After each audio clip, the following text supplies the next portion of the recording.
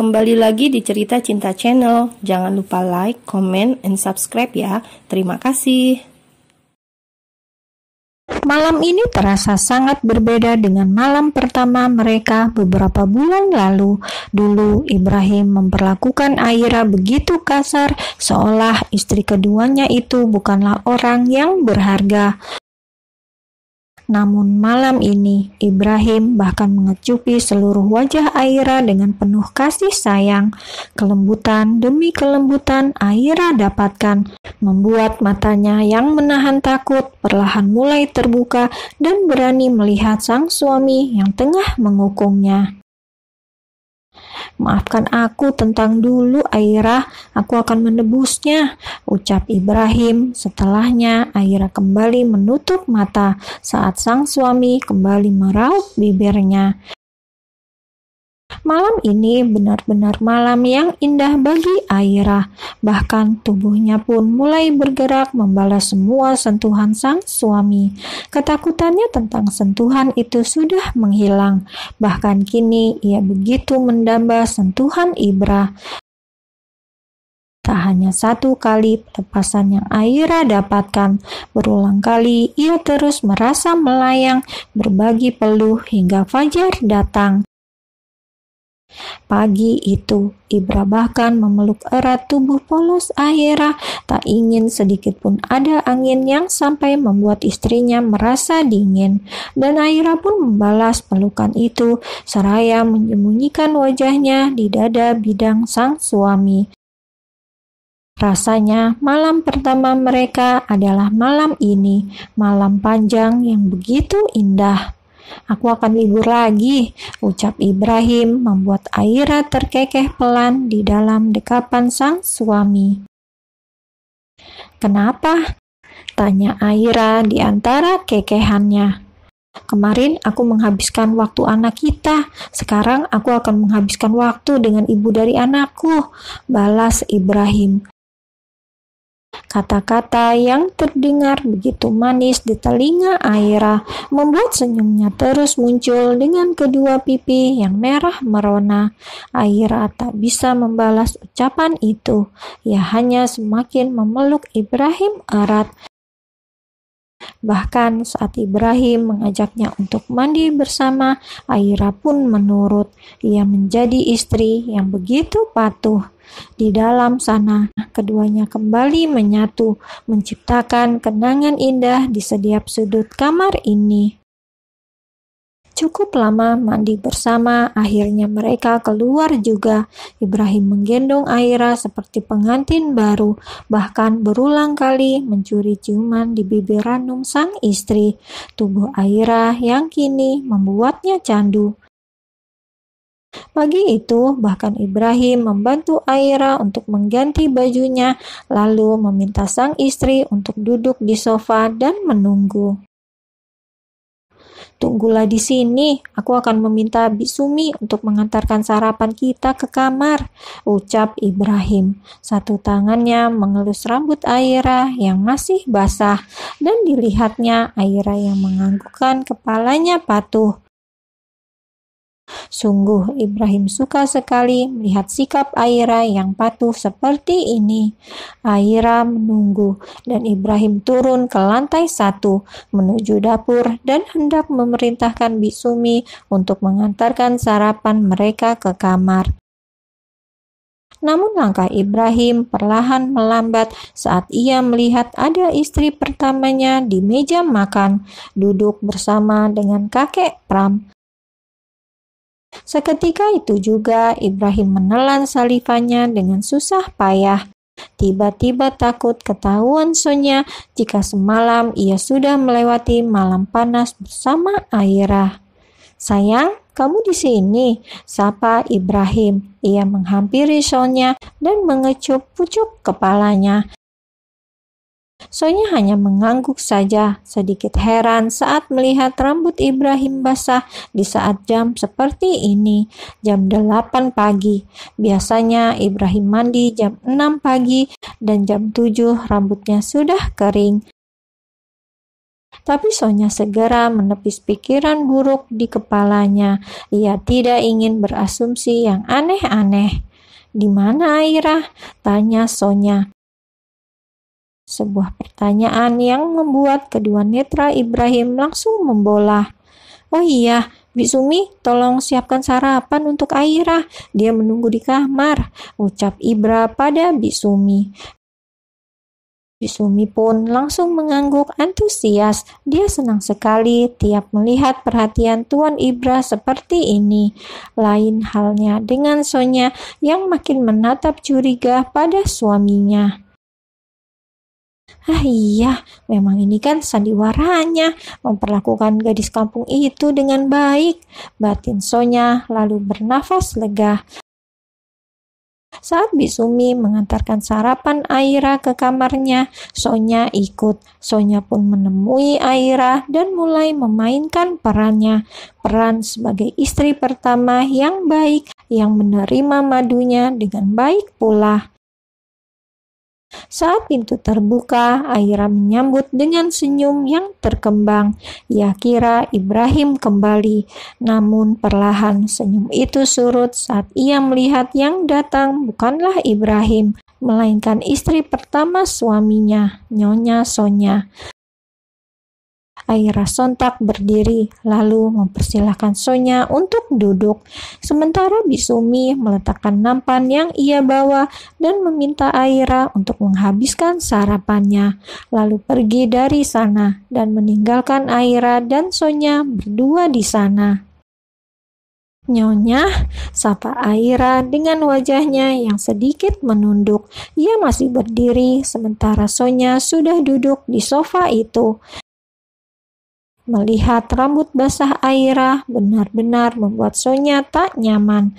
Pikiran buruk itu kembali terngiang di kepalanya. Ia berpikir jika baru saja Aira dan Ibra mandi bersama atau telah melewati malam bersama. Tidak, itu tidak mungkin, yakin Sonya di dalam hati. "Aira, duduklah di sini dan tidak perlu memanggilku Nyonya," ucap Sonya. Membuat Aira tak percaya kata-kata itu ia dengar dengan lembutnya. Bahkan tak sampai di sana, Sonya pun meminta maaf kepada Aira tentang perlakuan buruknya selama ini. Sonya mengatakan jika ia merasa iri karena Aira bisa hamil sementara ia tidak. Mendengar itu, tentu saja Aira merasa iba, bahkan mengatakan kepada Sonya jika anak yang ia kandung kelak juga akan menjadi anak Sonya.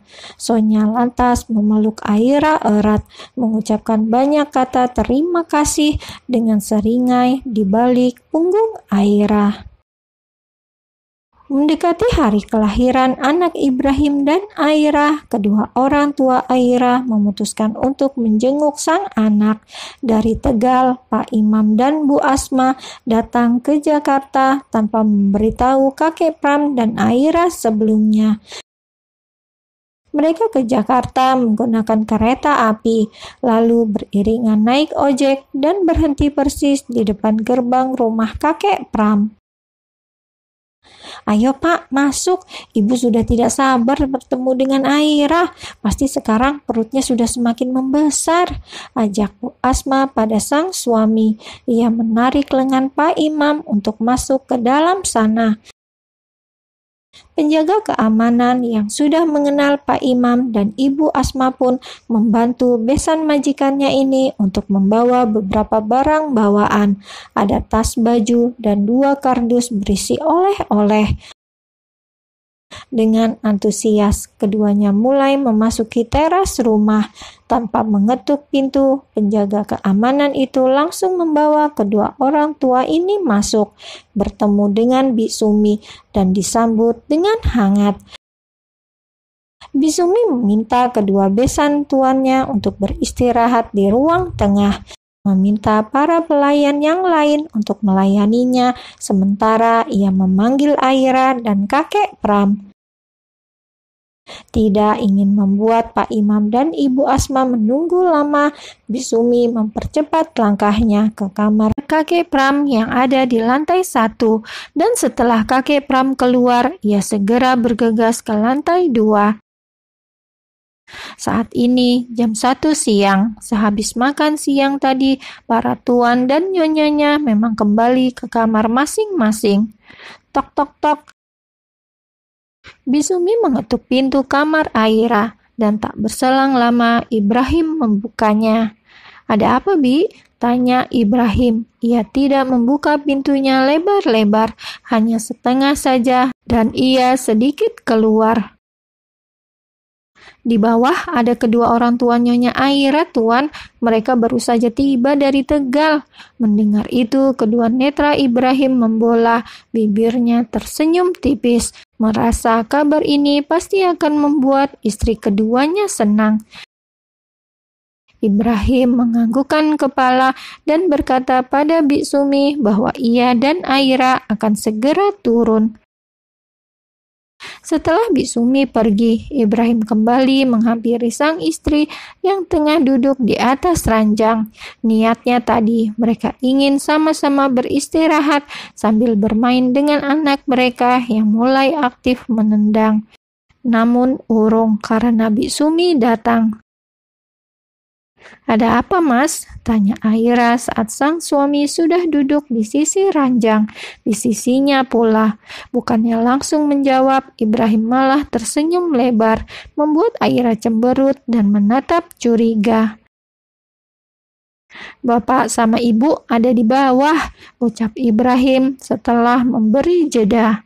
Dilihatnya senyum sang istri yang langsung terbit setelah ia berucap, membuat Ibrahim pun mengukir senyum yang sama. Entahlah, kini jika melihat Aira bahagia, ia pun akan merasa bahagia pula. Bahkan Ibrahim sungguh enggan melihat istri keduanya ini bersedih. Senyum Aira lebih enak untuk dipandang. Aira dan Ibrahim turun ke lantai 1. Ibrahim terus memeluk sang istri saat menuruni anak tangga, memposisikan agar istrinya aman saat menuruni satu persatu anak tangga itu. Keduanya bahkan saling bertukar pandang dan senyum di antara langkah-langkahnya. Pak Imam dan Ibu Asma yang melihat pemandangan itu sungguh merasa bahagia. Mereka terus bersyukur di dalam hati masing-masing. Melihat rumah tangga anaknya yang rukun membuat keduanya merasa tenang. Pertemuan mereka kali ini tak ada canggung sedikit pun, karena Ibrahim benar-benar membuka diri untuk menerima Pak Imam dan Ibu Asma sebagai mertuanya.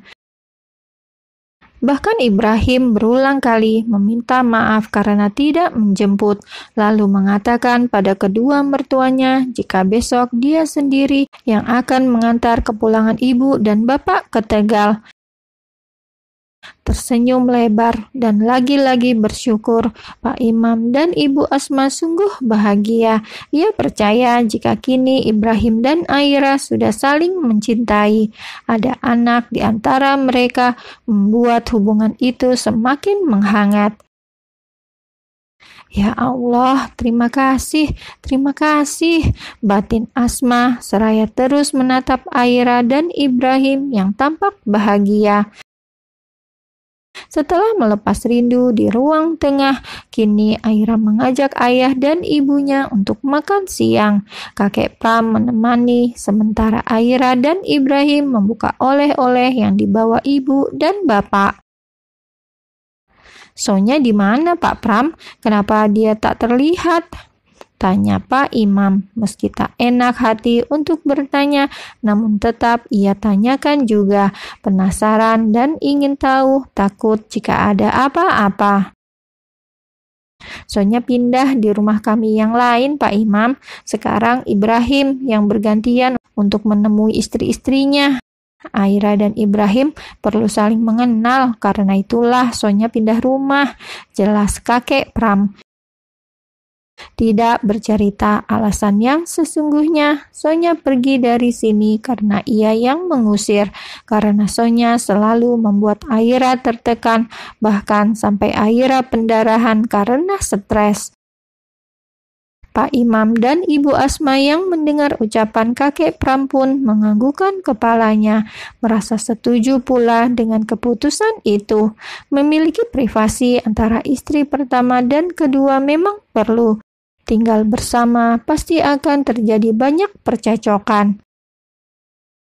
Perbincangan mereka teralihkan saat mendengar Aira tertawa di meja pantry sana. Mereka kompak menoleh dan melihat kemesraan Aira dan Ibrahim. Ibrahim memakan buah pisang, lalu menyuapi sang istri dengan pisang yang sama. Keduanya sering sekali saling bertemu tatap dan saling pandang dengan tatapan yang dalam.